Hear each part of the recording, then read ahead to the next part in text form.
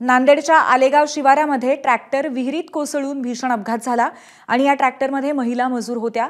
त्यापैकी दोघींना विहिरीतून बाहेर काढण्यात आलंय आणि अजूनही 7 ते 8 महिला विहिरीमध्येच आहेत।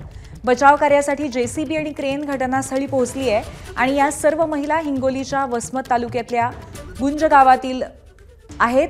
ट्रॅक्टरमध्ये बसून हळद काढण्यासाठी त्या जात होत्या। त्यावेळेला चालकाचं नियंत्रण सुटलं आणि ट्रॅक्टर विहिरीत कोसळला असं कळतंय। घटनास्थळावरनं आढावा घेतलाय आमच्या प्रतिनिधींनी। नांदेड येथे एक ट्रॉली जी आहे ती पाण्यामध्ये विहिरीत पडलेली आहे। आलेगाव शिवारातली ही घटना आहे। तुम्ही पाहू शकता या ठिकाणी बचाव कार्याला सुरुवात झालेली आहे। इथे सगळे पोलीसवाले आणि गावकऱ्यांच्या मदतीने दोर बांधून त्या कालव्यामध्ये विहिरीमध्ये दोर सोडलेला आहे। तुम्ही पाहू शकता हे जे या विहिरीमध्ये जे आहे ते ट्रॅक्टर काही सामान या ठिकाणी पडलेलं आहे। तसेच याच्यामध्ये पिशवी आहे। हळद काढणीसाठी जाणाऱ्या या महिला होत्या।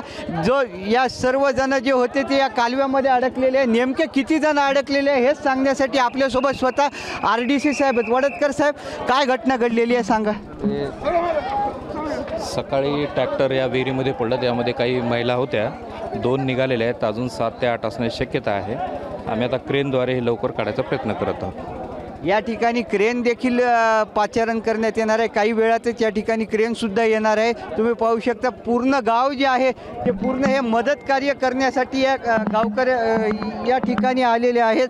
हे पूर्ण सगळे हे गावातले लोक आहेत। यांना हा अपघात कधी झाला हे सुद्धा याची कल्पना नव्हती। या ठिकाणी आत्तापर्यंत जे आहे ते विहिरीमधून एका बाईला आणि एका मुलीला सुखरूपपणे बाहेर काढण्यात आलेलं आहे। अभिषेक एकबोटे, एबीपी माझा, नांदेड। एबीपी माझा, उघडा डोळे बघा नीट।